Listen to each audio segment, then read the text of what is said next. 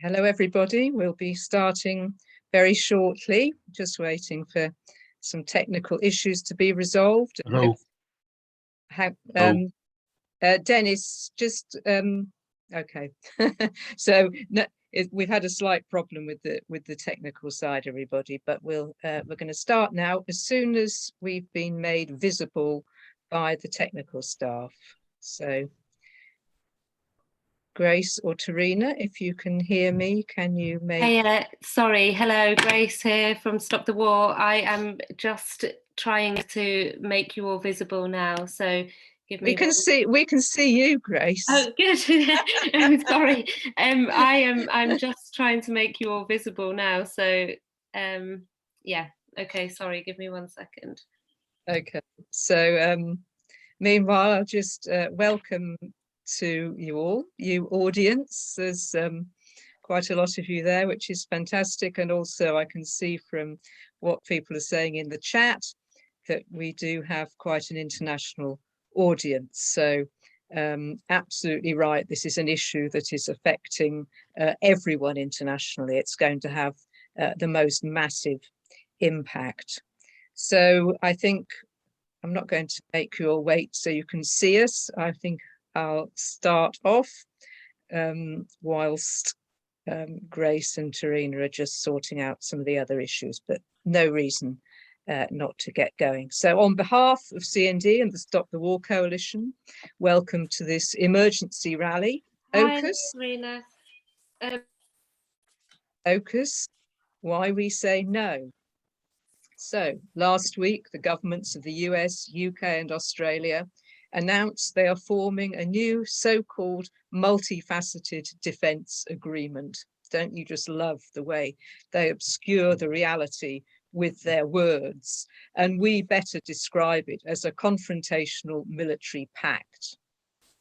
Following on from the US defeat in Afghanistan just weeks ago, with this new alliance, the United States is strengthening and renewing its pivot to Asia through unashamedly militaristic means. And now, by getting involved with this pact, Australia has jumped firmly into the US camp, in spite of the fact that China is Australia's biggest trading partner. So what about the UK? That's the UK part of AUKUS. What's that about? The UK, of course, is hanging on the coattails of the US as usual, hoping to secure some jobs in nuclear reactor production and trying once again to boost the so-called global Britain profile. It's just 6 months since our government's big overhaul of foreign and defence policy. Those of you who are active in CND will know that this included a 40% increase in the nuclear arsenal. Now with AUKUS, this is the UK's second significant provocation towards China, following on from the government sending the UK's aircraft carrier and attendant flotilla on tour to the South China Sea. The policies of this government are a complete disgrace, not only domestically, but internationally too. Outrage is widespread, of course, and not least in Australia. And a colleague drew my attention today to a statement from the Maritime Union of Australia. It's declared its total opposition to the new alliance. The union is calling for jobs and health, not nukes, for peaceful relations with China, and international solidarity with workers opposing war and military spending. And of course, this is marvelous news.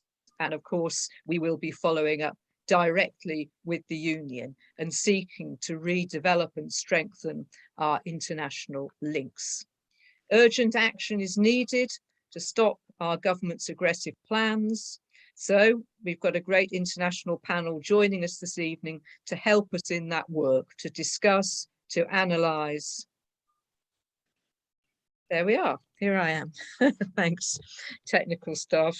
To discuss, to analyse and to plan, to really work out what's going on and what we can most effectively do about it. So welcome panel, welcome audience, and so sorry about that slight technical problem. So I'm pleased to say now that we're going to have our speakers without further ado. If you want to ask Q&A, I see some of you have already put stuff in the Q&A box. Please do put your questions in there, or put stuff in chat, your links, any questions and comments you have, and the panelists will try and respond to those during the course of the meeting. So here we go then. So Professor Paul Rogers is our first speaker.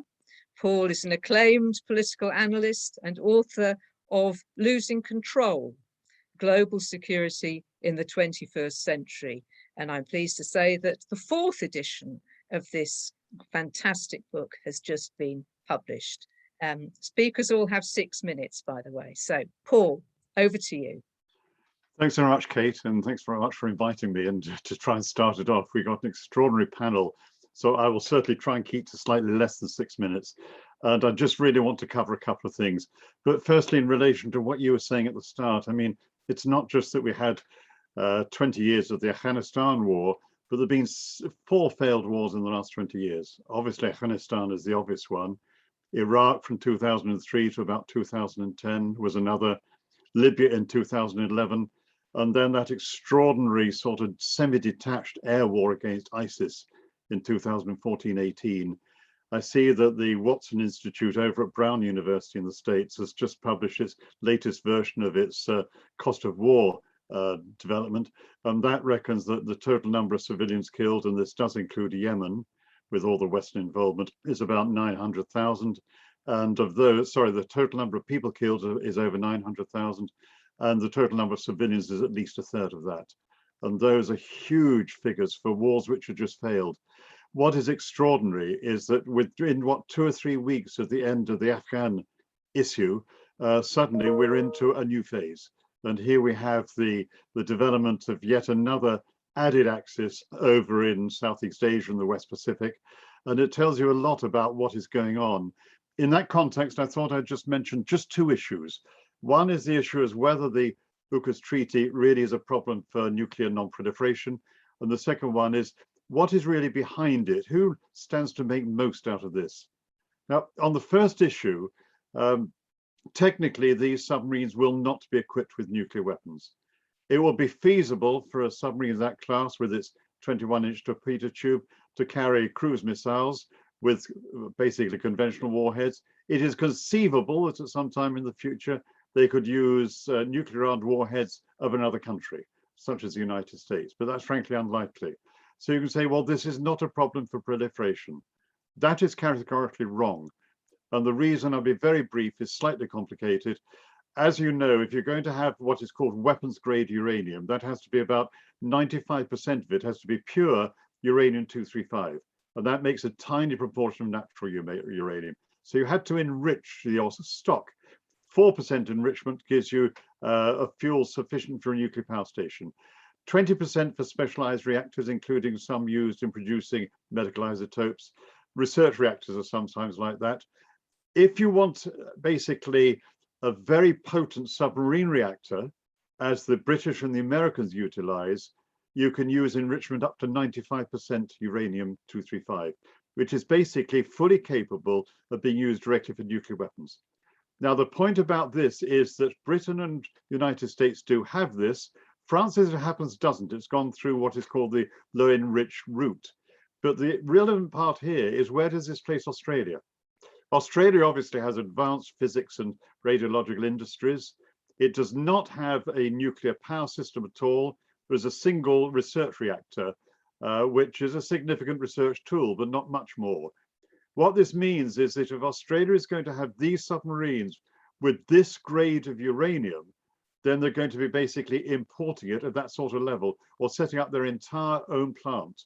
That's a proliferation risk because it's a spread of more knowledge and technology.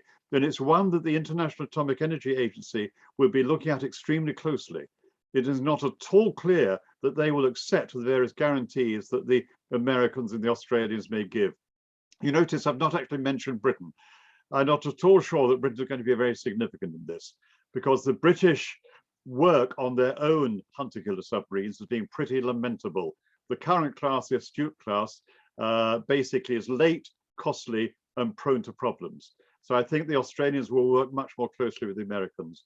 We do know that the submarines will be built in Australia, almost certainly at some yards in Adelaide, with a lot of American and maybe some British technical help as well. But the key issue is there's this very important part of it, the kind of technology that's going to be used and the enrichment of the uranium. So yes, technically they don't carry nuclear weapons.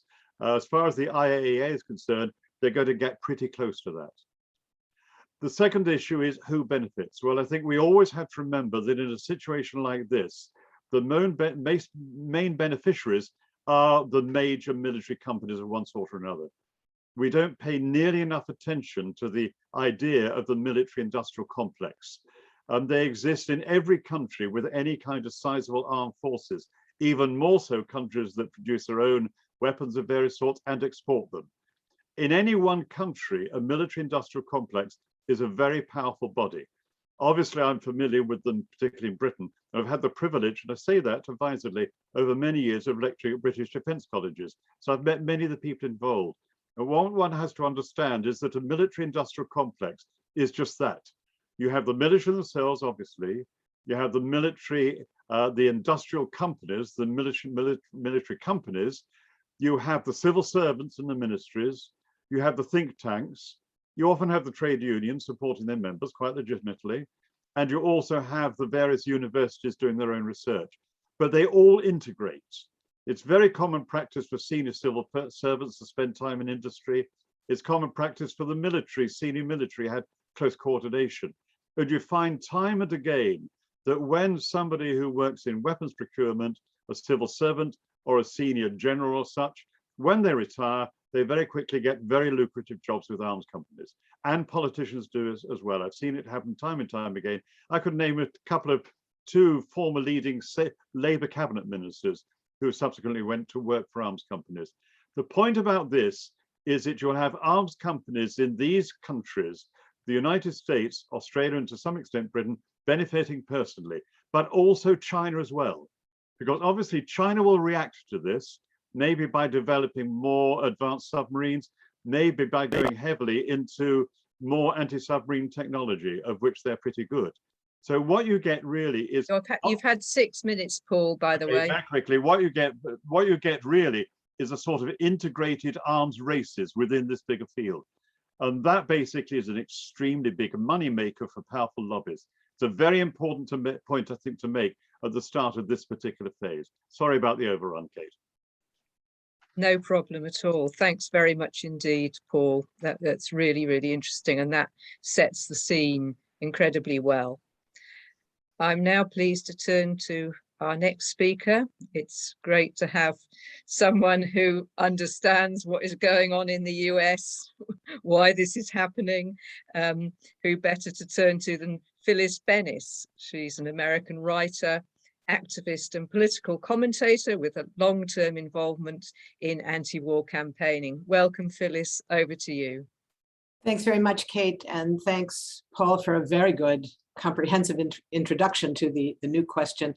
This is really a very dangerous move, this AUKUS. I guess that's how we're going to pronounce it, AUKUS, something like that. It's really designed to be the tip of the spear of Washington's military escalation against China.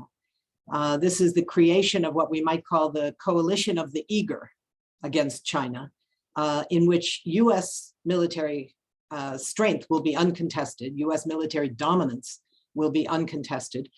For the US, I don't actually think that going to war with China is on their agenda. This is not the run-up to the war in Iraq. But the provocations are designed to keep China uncertain. We saw that certainly in the Trump administration, and now we know that the then chairman of the Joint Chiefs of Staff, General Milley, actually called his Chinese counterpart at one point to reassure him, we're really not coming to war against you, despite what the president says. It's a rather astonishing thing.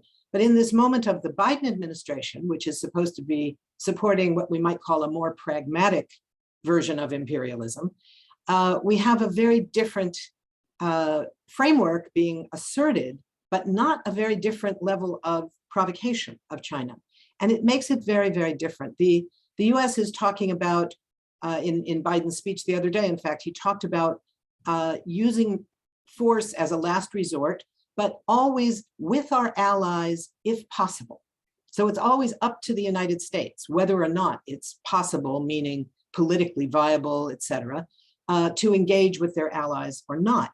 So we see the US pulling in the UK, which does not have a military presence or influence in the South Pacific region, as France, of course, does, leaving France out, eliminating the competition with the French military-industrial complex, as Paul spoke of, the US military-industrial complex, of course, being significantly more powerful.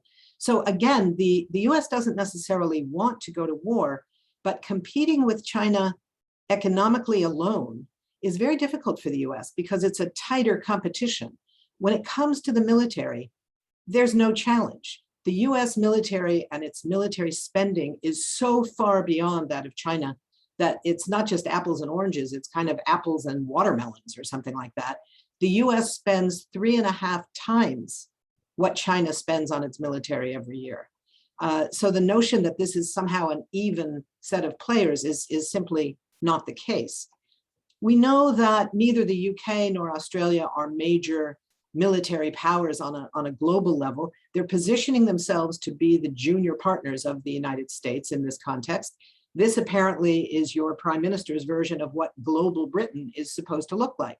It's supposed to look like being Washington's junior partner in going up against China, in new provocations against China.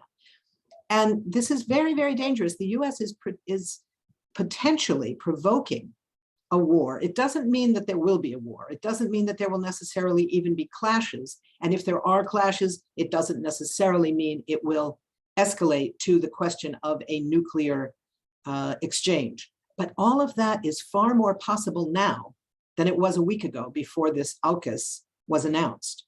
We should also keep in mind that on the lower level of conflict that could escalate, unlike the situation, say, in Syria and elsewhere, where the US and Russia have maintained military-to-military hotlines where they can notify the other if there's a glitch, if imagine in the very crowded areas around the South China Sea, a young sailor on either side sees a flare perhaps and thinks, oh my God, we're under attack, I better respond.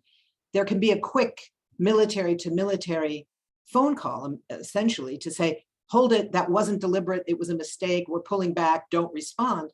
Right now, the US and China don't have anything like that. So any small exchange could escalate in a very, very dangerous way. And we should also keep in mind what I said earlier about how much more the US spends on its military. 53 cents of every federal dollar is spent on the military in my country. That's why it's such a struggle to get things like healthcare for the population.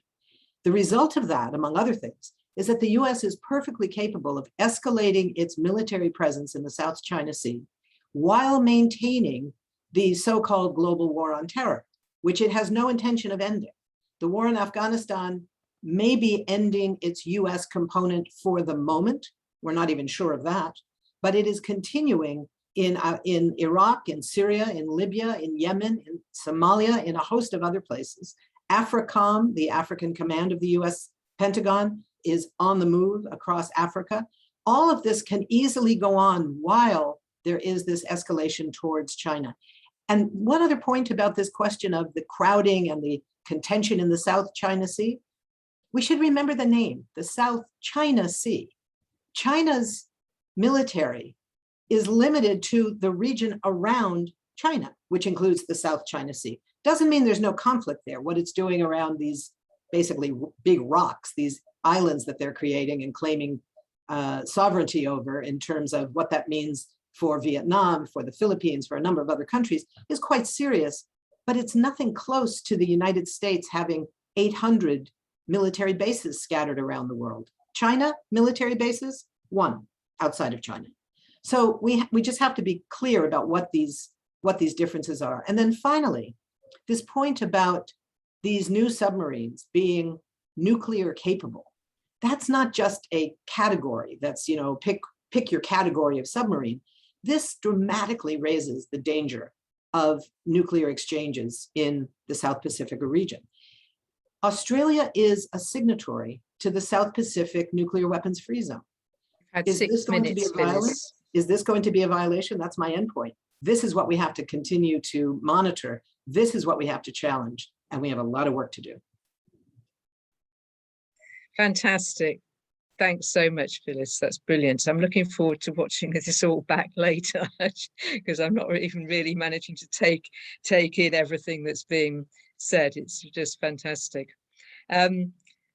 One of the things that really struck me when this was being announced and kind of immediately after the debate and so on was what was said about New Zealand, you know, because New Zealand is next door neighbour to Australia and so on, and in some of those alliances. But of course, New Zealand has taken a very strong stance against this and said it won't allow the submarines into New Zealand waters. And for those of you who are familiar with this, New Zealand's got a very strong track record in opposing nuclear weapons. So it's a great pleasure, therefore, to welcome Marian Hobbs to speak next. Marian is a former Minister of Disarmament, as well as Minister for the Environment in New Zealand's Labour government from 1999 to 2005. So no one better placed than to talk about this. So Marian, over to you, and big welcome.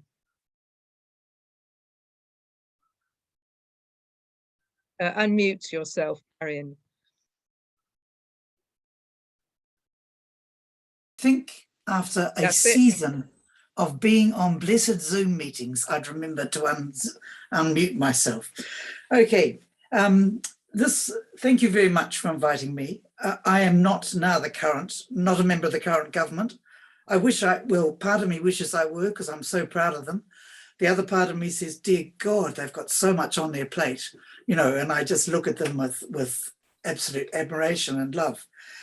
As I understand it, our Prime Minister had a phone call the night before this was announced. That really tells you that the relationship between Australia and New Zealand is like this. It's not close at all, and we'll talk about that. But it isn't welcome to the New Zealand public, and I think the fact that it was up there, people were horrified. There were a few naysayers, but most said, we will continue our 36 years of having no nuclear powered or no nuclear armed ships in our waters. 36 years we've maintained that. And thank you very much, Phyllis, for mentioning the Treaty of Rarotonga. And there's a treaty up in Southeast Asia too, because there's a pattern of them right through the Southern Hemisphere. So there is a determination that hasn't risen above COVID in the news. It's just an acceptance. We're not part of it, but there is great worry. We have a strange relationship between New Zealand and Australia. Our people are close, intermarried, work together, but our governments have never been close. And I don't know whether it's whenever we have a Labour, they have a Conservative, or the reverse way round, but it has never been. And there's always been a slight patronage which goes on about that little country over there. Even more annoyed so because of the different tack we've taken on COVID.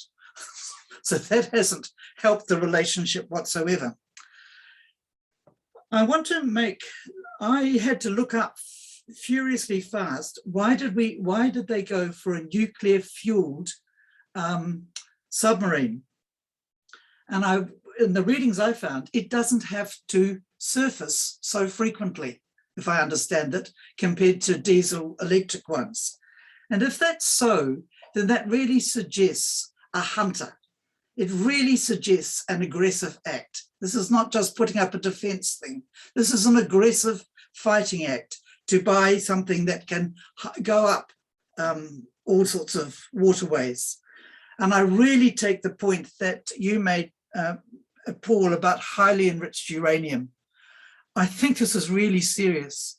And the one point I'll make is all the effort that goes around Iran not to allow it to go to highly enriched uranium and to stay at low enriched uranium.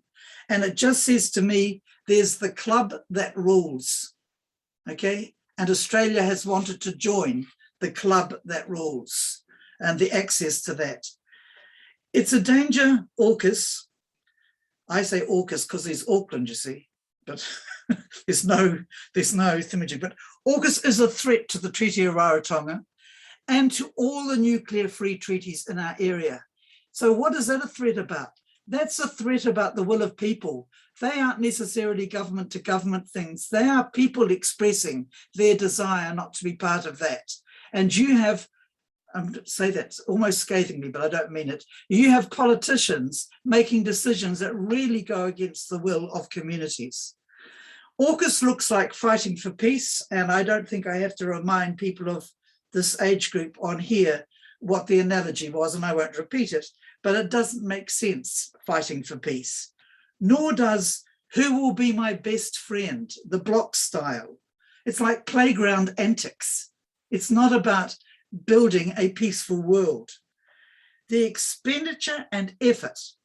So I was Minister for the Environment. I was also Minister for New Zealand Aid, and I was Minister for Disarmament. I had a couple of others as well, but those things lined up. And when you're doing aid and working in that area, the expenditure and effort around such a thing as these, what do you call them, submarines, when we need everything available and all the intelligence available to save the planet from the effects of rapid climate change, from inequalities and violence, just look at the spread of COVID not into Africa, from disease, it really begs a question. When I'm at my most cynical, the Prime Minister of Australia is facing an election in a year, okay? He has not done well on COVID. There are lots of very cross things happening and very angry people in Sydney and in Melbourne, and are the two most populous areas. And he hasn't done well, and this is a really great distraction. This is warrior chief mounting a bicycle, so she was scathing, and charging off into the sunset.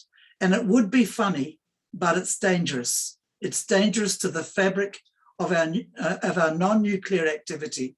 And God save us, I don't feel great about it. There's not all that much distance between us and them. And, you know, the reason that the nuclear movement, and I'll finish on this, the nuclear movement grew so strongly in New Zealand was because of French tests, of British tests in the Pacific, and US tests. And we have integrated into New Zealand a strong Pacific island population from all parts of the Pacific. And they know only too well how dangerous this stuff is. So when it's real to you, it's rather like those 6 stands, I call them, who formed that nuclear-free group, Kazakhstan, etc. up in, sorry, I'm pointing as if I'm looking on a map, and a blackboard. And their reaction, because they were tested in, and their wholesale reaction against nuclear weapons and nuclear warfare. People who've experienced it don't want it. Thank you. Thanks very much indeed, Marion. What a struggle. But it's fantastic that New Zealand is standing up. And of course, it's amazing that so much of the world is already covered by self-organizing nuclear weapons-free zones. You know, that's the global majority just wants to get rid of the lot of them. And our government, of course, is absolutely out of step. So now we're turning to a voice from Australia and the voice of opposition from Australia. It's a great pleasure to welcome Denis Dougherty. Denis is National Coordinator of the Australian Anti-Bases Campaign. They wage a constant campaign against US bases in Australian territory. They also oppose US-Australian military exercises and Australian companies that supply weapons to Saudi Arabia and Israel. So we wish you every strength and success in those campaigns. Denis, and over to you. Oh, thank you very much. Thanks to everyone on the Zoom, and a A good and very early morning from here, Gadigal land of the Eora Nation, or better known as Sydney, Australia. We always start our contributions by acknowledging that the land we speak from is Aboriginal land, always was and always will be. In the middle of this pandemic, the government was negotiating in the utmost secrecy to throw Australia's sovereignty into the laps of those in Washington and London who seek to dominate the world by military might. The repercussions of the AUKUS agreement have flowed through this region like an earthquake. Firstly, New Zealand has immediately said our submarines will be banned from their ports. Indonesia, Malaysia, Singapore have issued strong denunciations, while South Korea and Japan are jockeying for the technology to be transferred to them as well. When the present Australian fleet of submarines were built, it caused a small arms race among our near neighbours, with countries acquiring submarines for themselves. Vietnam 6, Indonesia 5, Malaysia 2, Singapore 4. The new deal is likely to create a far larger arms race. AUKUS is more than submarines. It comes with a raft of other features, such as an increase in US ship visits and aircraft, more joint military exercises, the stationing of more US Marines on our territory. Australia will also have access to highly technical items, cyber, artificial intelligence, and most worrying of all, missiles. The whole package is a Pandora's box of future pestilence. Strategically, Australia is in a fortunate position, as the former Prime Minister Paul Keating said. In a measure of luck, Australians have been vested with a continent of our own, a continent having a border with no one, and certainly not remotely within any territorial contest or claim by China. We do not need 50 US bases on our territory or sophisticated nuclear weapons, nuclear submarines. Australia has many problems, from environmental to Indigenous and poverty issues, yet the Australian government is prepared to waste our resources on excessive military spending to fulfil the fantasies of conservative and mediocre politicians who feel that Australia should be a big player on the international stage, when in fact we at best are a middle power. We would be much better served to have a reputation for peacemaking rather than a generator of anger and fear, which the Australian government has manufactured over China. AUKUS is the latest in a disreputable line of sellouts by the Australian government to the interest of the wealthy and the greedy. We include ANZUS, Five Eyes, AUKUS, the Coalition of the Willing, and so it goes on. There is a groundswell of anger among the Australian people, and our moves so far, such as Zooms and petitions, have been overwhelmingly supported. Besides, peace groups, environmental groups, trade unions, and other groups have issued media statements condemning AUKUS.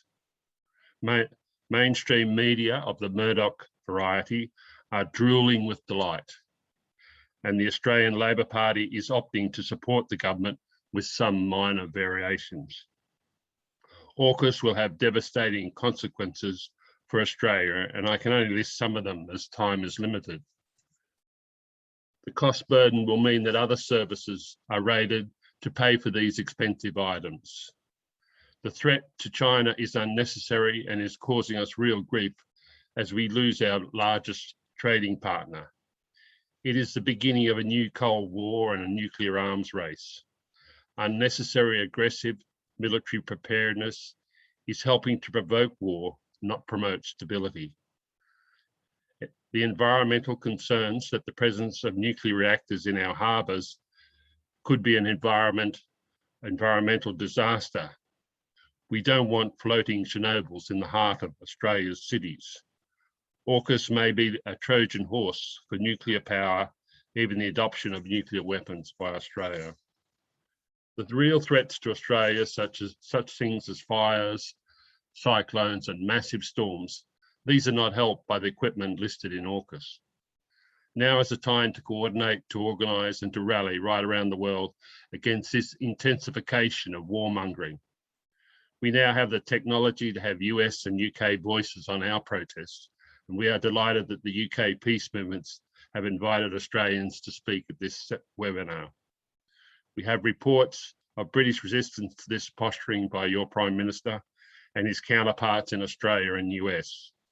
On our behalf, may we say that we warmly congratulate and encourage you to continue your great work.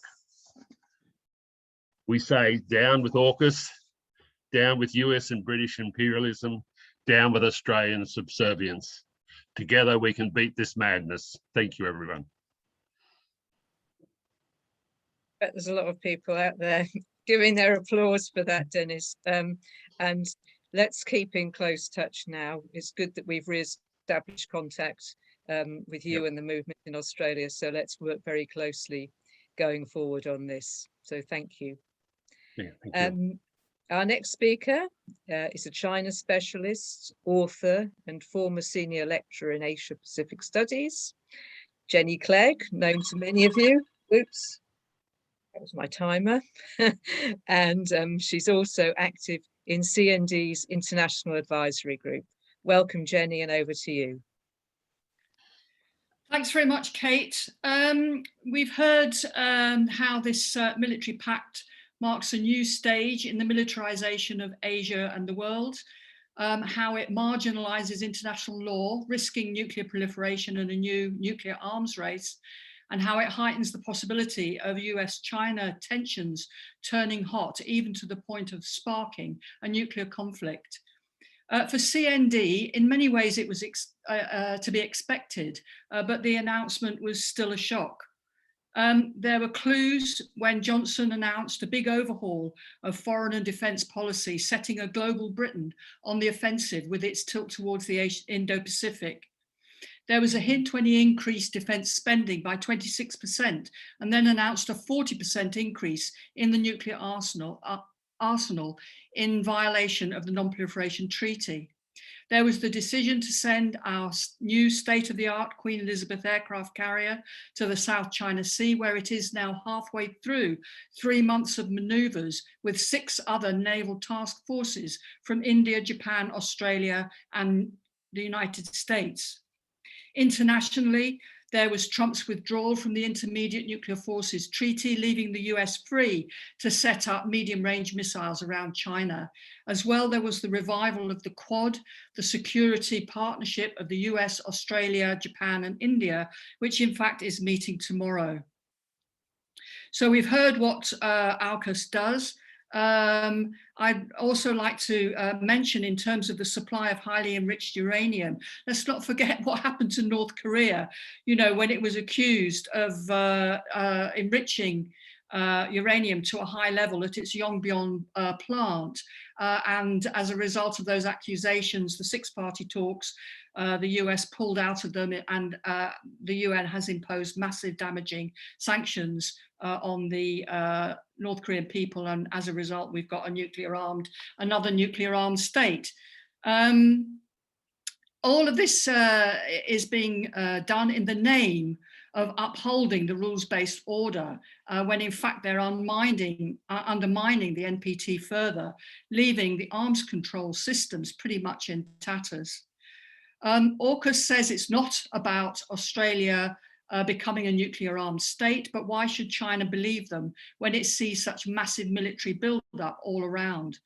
The deal, as has been mentioned, is also about close technical cooperation in cybersecurity, AI, quantum computing.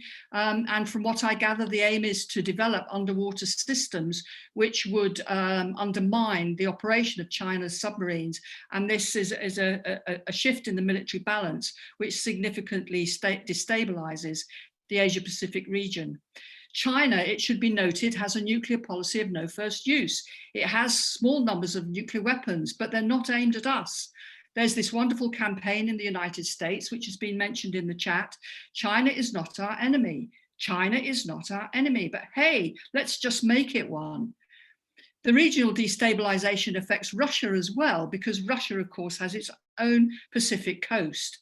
North Korea has already warned that the pact could trigger a nuclear arms race. And depending on how China responds, this could well ignite new tensions to the West between Pakistan, India, and China, which are all nuclear weapons states in a region around Afghanistan, now so fragile after 20 years of war and destruction. As has been, it claims to act in the name of the free world, but as we've heard, AUKUS does not stand for the real free world, those people in the region who wish to free themselves from nuclear threat. Now, right now, our aircraft carrier strike group is touting around the region for business for the likes of BAE Systems, building links with military elites in Japan and South Korea. And as we've heard, some of them would certainly want to follow Australia. In fact, they're actually saying, why Australia and not us? Because they've been, some of them are wanting to develop nuclear weapons for their countries. So Johnson is selling the deal to the trade unions as a job creation levelling up. More jobs to Barrow, more jobs at Rolls-Royce in the Midlands. But Stuart Parkinson of the Scientists for Global Responsibility has done the calculations to show that pound for pound, more jobs can be created in green industries than in the armed sector. We're in the midst of a new industrial revolution, but Johnson's military-first agenda diverts our country's talent, expertise, and resources. Our universities should be detached from the military-industrial complex and become the heart of global Britain with our scientists and researchers developing ways of tackling new viruses and the climate catastrophe. And of course, in the run-up to COP26, the climate emergency should be at the top of the agenda. We should all be doing more, and so should China. But how can it, with the US continually rallying allies to hinder its development? So Biden and Johnson have turned their backs on the mess that they've left in Afghanistan, showing their complete inability to learn the lesson that military solutions get absolutely nowhere. And what was it that Boris said about 3 English-speaking nations getting together, as if speaking English is a claim of moral superiority? What an insight into their racist, colonialist vision of the world. And this in the name of upholding democracy. You couldn't make it up. The new militarization will determine the world's and Britain's future way past the middle of this century. The international peace movement, as we've heard, is waking up. And if it takes the Stop the Wars mobilization against the Iraq war, plus the anti-nuclear campaigning of the Greenham Common Women and CND in the 1980s to stop AUKUS, then this is absolutely what we must do. Thank you. Brilliant, Jenny.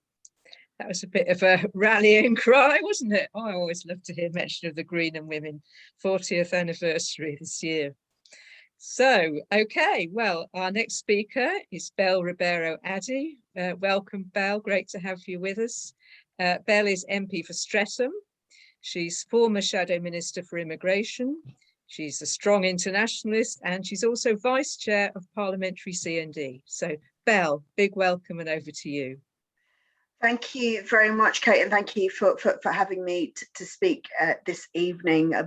Obviously, completely agree with everything speakers have said in the past, but just wanted to add that just how much I think the overhaul of the UK's foreign policy and defence policy under this government is a disaster, and it's a disaster because they just keep adding to it as if Brexit wasn't enough.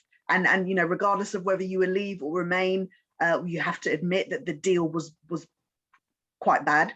And you know, as if the withdrawal from Afghanistan was not catastrophic enough, they just continue on this trend of poor policies, which only have even worse outcomes.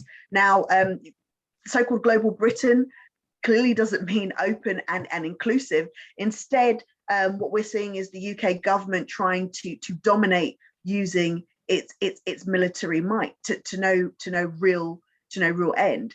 And regardless of the situation that people face in this country, they are dissuaded. They're not moved by that at all. They're continuing to press on with this with the majority of our coffers and everything we have. The integrated review announced has a 40% increase in the UK's nuclear arsenal, when what we really need, especially coming out of the pandemic, is more attention to our NHS, which was really poorly prepared before the pandemic, and coming out of it is struggling even further. But again, they are not swayed at all and continue to push all of our resources into this area. And with Britain sending that military flotilla into the South China Sea, you see even more how wrong their priorities are.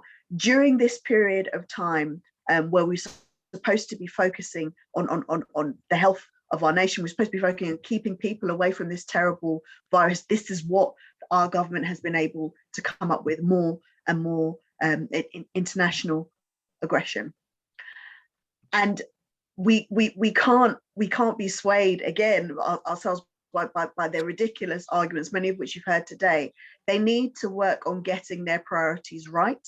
At the moment, we have a situation where too many people are using food banks. We have a situation where too many people can't get appointments with their GPs.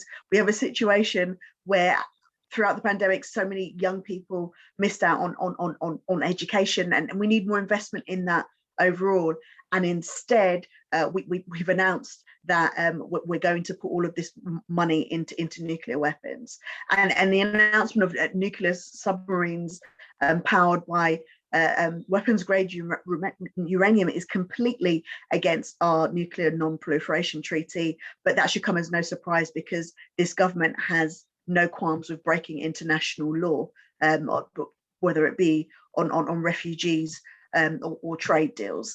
Now, it's so key that we continue to raise a serious opposition, and protesting all of this couldn't be more important, but that's going to be made more difficult for us, because we know this comes within this comes not in isolation, but amongst a barrage of repressive legislation that's actually been put in place to make sure that we remove as much scrutiny from the government and checks and accountability.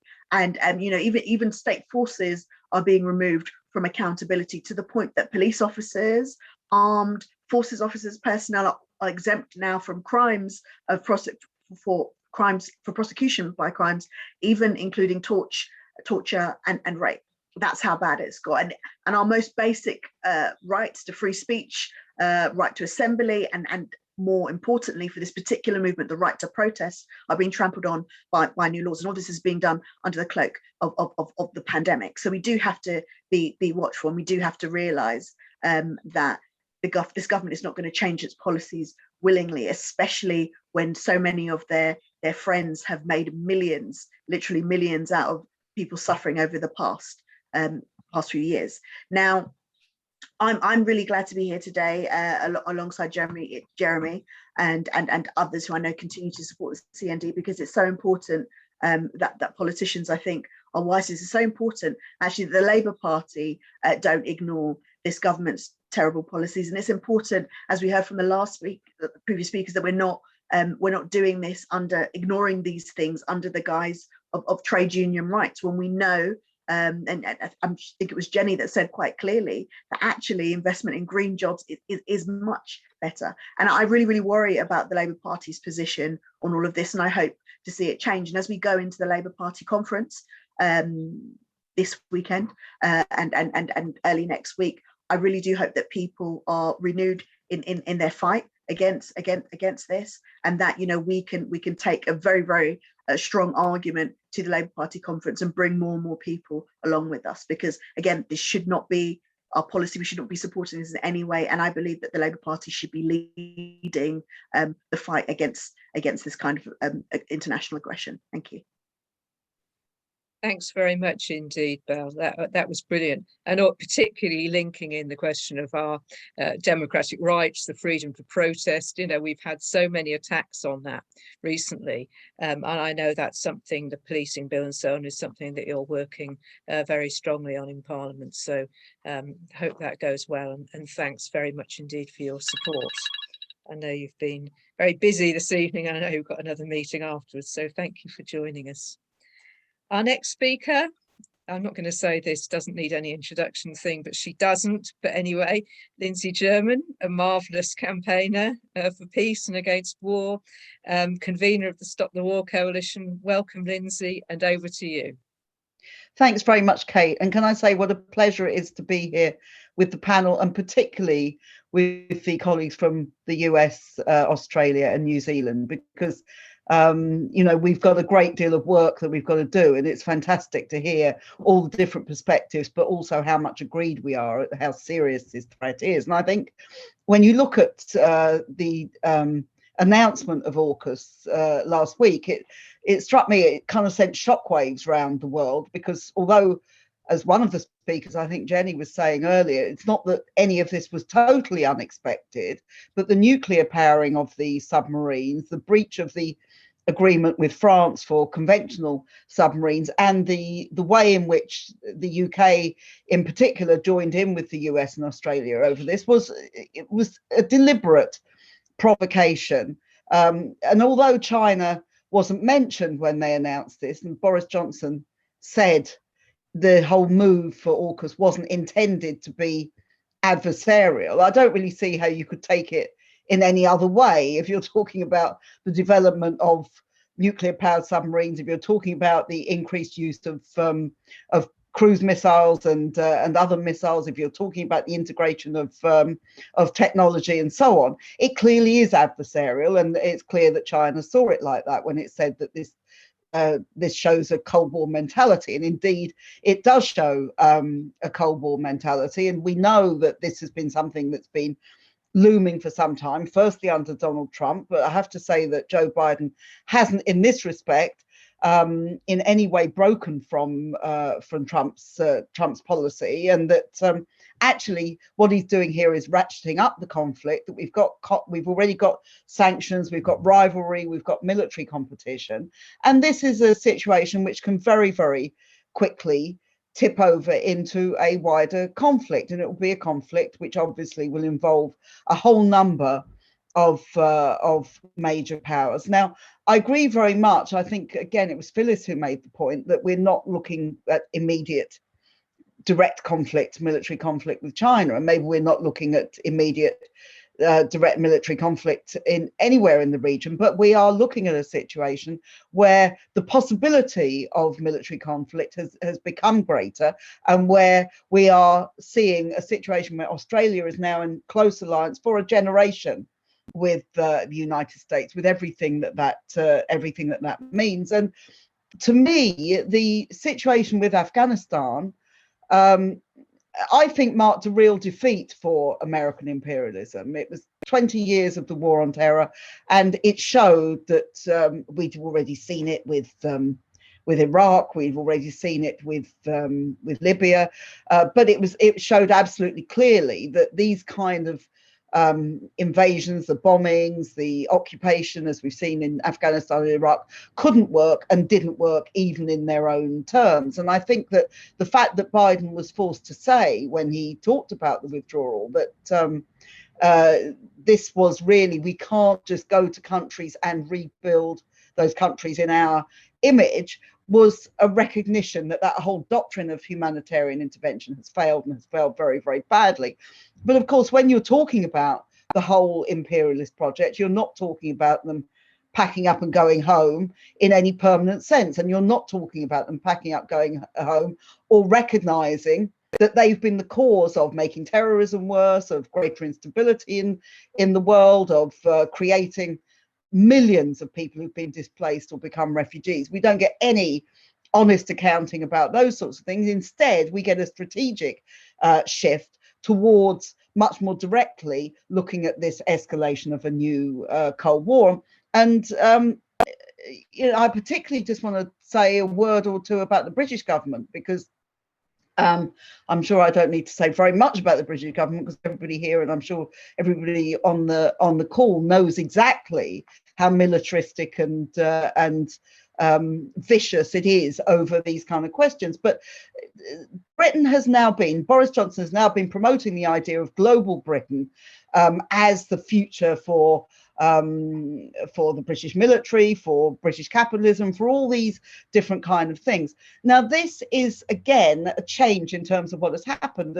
Harold Wilson withdrew the troops from east of Suez, more than 50 years ago in the late 1960s, and that was a recognition that Britain was no longer a massive empire, that it was kind of a recognition of its role not being as central as it had been for a century or more before the Second World War. It was a recognition of all these. Now we have the aircraft carrier, which has been involved in going to Japan, and has been one provocation. This is another provocation that Britain has achieved against China in particular.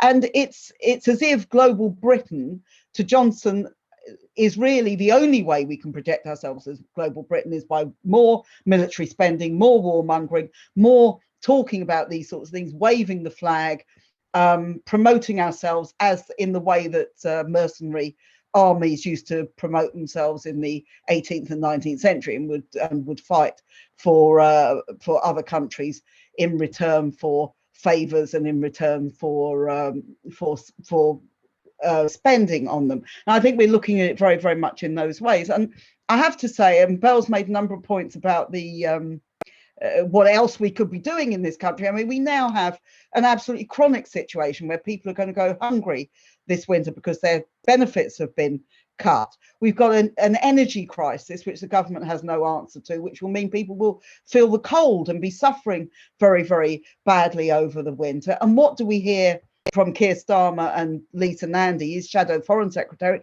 is actually a complete endorsement of AUKUS and everything that it stands for. And this is, I think, quite shameful. I hope very much that people going to the conference this week will make very clear the points that Belle has made. But also, it was left to a former Tory Prime Minister, Theresa May, to make the point in Parliament last week that if there is a confrontation over Taiwan, what is Britain's obligation in terms of military conflict and in terms of all these sorts of things? These are really serious questions, which of course the government doesn't answer and doesn't talk about, but which actually we have to be able to look at this as a serious situation, which is going to possibly lead to greater conflicts and greater danger for people in Britain, as well as for people in China, in Australia, New Zealand, and everywhere else. So we're talking about this kind of situation. It seems to me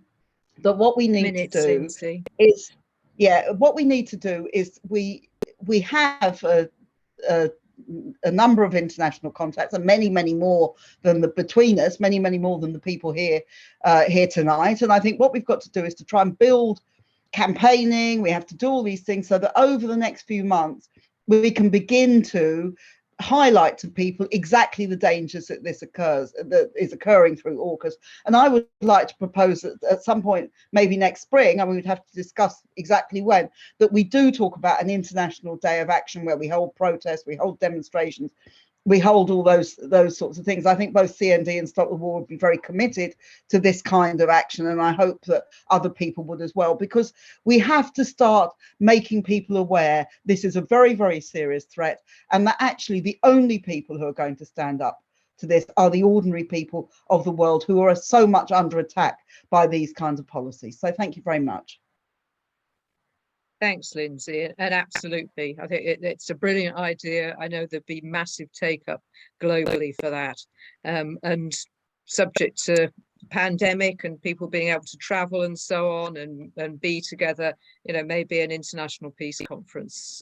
Both our organisations have got great track records in organising such things, or maybe we'll go somewhere else if someone else is organising it. But I think that really that kind of scale of international cooperation is exactly what's necessary. So thank you, Lindsay. And now over to our final speaker, Jeremy Corbyn MP, lifelong campaigner for peace, justice, against nuclear weapons, against war, and in solidarity with peoples across the world. Also a Vice President of CND. Welcome, Jeremy. Unmute.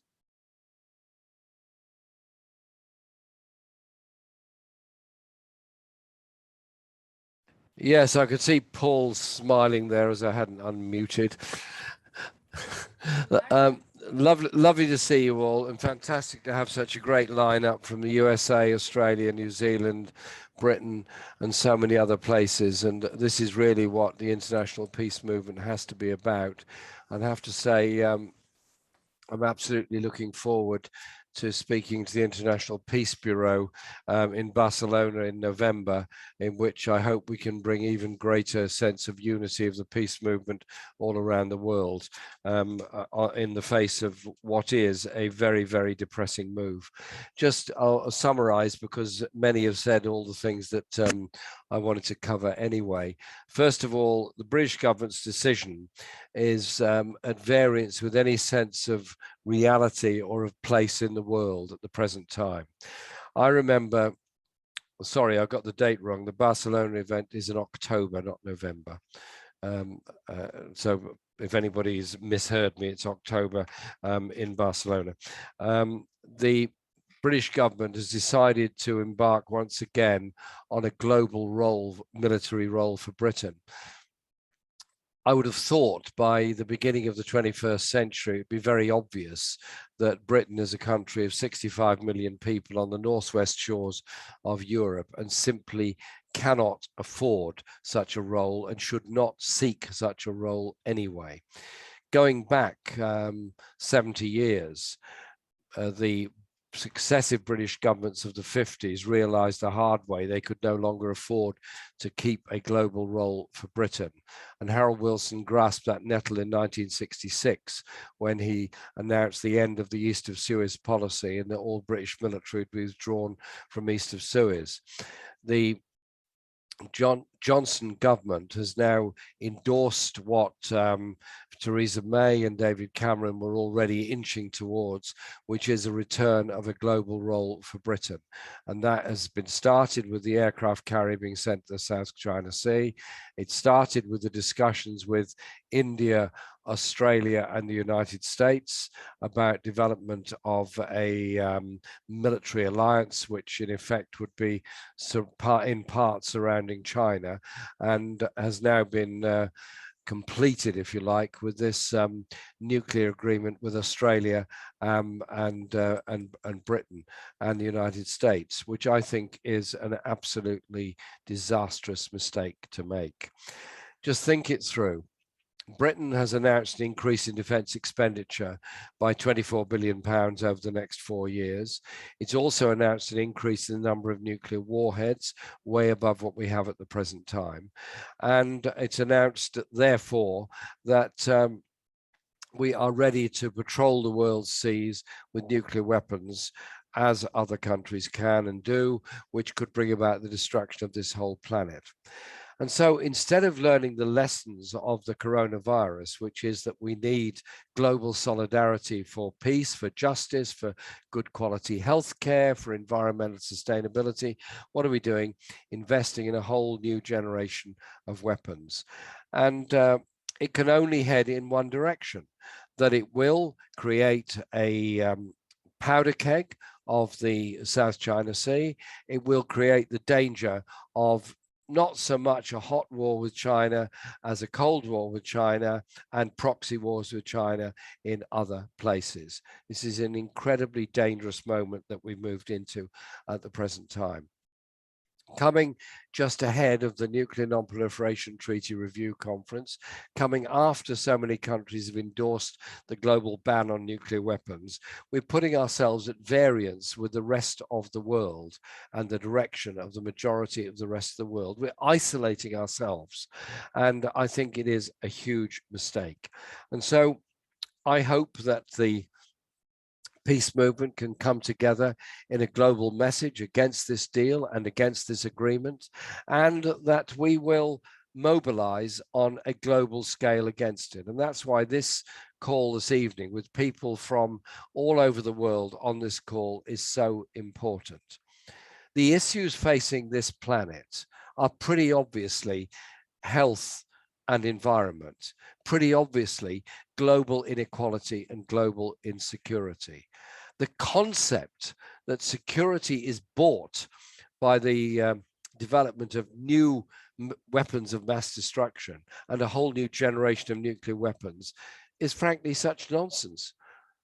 For the majority of the world's population, their security is the security of being able to eat, to send your children to school, to be able to go to a hospital when you need one, have somebody to care for you when you're older, your children to grow up breathing clean air and drinking clean water. The sanitation deficiency around the world, the medicine deficiency around the world, the education deficiency around the world is what ought to be uniting the United Nations in New York during this General Assembly period. But instead, we're talking about yet another global Cold War. And the beneficiaries of this will be the arms trade, will be the arms dealers who will big up all the dangers and say more weapons are needed. And the arms manufacturers in China and in Russia will also be putting pressure on their government, saying we cannot fall behind in this rearmament race with the United States, with Britain, with France, and with Western Europe in part. And so it is up to all of us to mobilize public opinion around the world. And I believe we can do that. We can do that by challenging our government's foreign policy. The foreign policy white paper, which proposes the 24 billion increase in expenditure, and the very strange thinking that goes on in the British Parliament. I would have thought the lesson of Afghanistan is that going in 2001 to occupy and then to run and then eventually to leave Afghanistan is one that is a lesson that has to be learned very hard. But instead, numbers of MPs, when the debate took place on Afghanistan, were getting up saying, well, if Joe Biden won't occupy a global role, if Joe Biden won't go and threaten China, we will. Wow. This was sort of Palmerston, 19th century. This was Disraeli, this was Gladstone, this was Queen Victoria. It was all of them. It was as though the past century and a half hasn't happened, and we're back in the great game with Russia about who's going to dominate Central Asia. These are dangerous, dangerous times accompanied by nuclear weapons. We need some sensible thinking. And so I hope that this call can be the start of the promotion of a more sensible, more rational foreign policy, international policy, I prefer to call it, for this country. And at the same time, that same rational foreign policy, international policy for Australia, for New Zealand. New Zealand already has far better foreign policies than elsewhere. But it's also, I think, understanding the dangers that we've moved ourselves into. India is at a crossroads. India could join in this Cold War against Russia, could decide to spend even more money on nuclear weapons, or it could recognize that the farmers' protest and the farmers' crisis in India shows the direction in which a lot of people in India want to go. And it's up to us in the peace movement, in the anti-war movement. We discussed this at the Stop the War annual meeting last week. We discussed this in the Project for Justice and Peace, where we've had a very interesting series of discussions on how to put forward a more sensible international strategy. Is a global unification of our views, a global demonstration against this new nuclear pact, a global demonstration and a plea for real security of the world, security of our environment, security of the poorest people in the world, security of the refugees who are, after all, the victims of all the wars that we've taken part in the past 20 years and maybe longer than that. And so tonight's call is part of that call. Thank you very much, everyone, for being on it. Thank you, Kate, for hosting it. And thank you for all the wonderful people on there. And it's wonderful to see Phyllis, to Denis, and Marian, to Jenny, to Lindsay, and so many other people on this call today, because we are the peace movement. Thanks very much indeed. Jeremy. That's absolutely brilliant. And I know that we're going to go away from this call this evening really reinvigorated. There's been so many fantastic contributions in the chat, you know, many about you, by the way, Jeremy. There's a lot of people there who love you. We're pretty inspired now, I think, to take forward this enormous struggle that's facing us. So a huge thank you to all our speakers. A huge thanks to you, the audience. Thank you for participating so vigorously in the chat. Thanks for being here this evening. And above all, let's get organised together. It's fantastic that we have a really international meeting.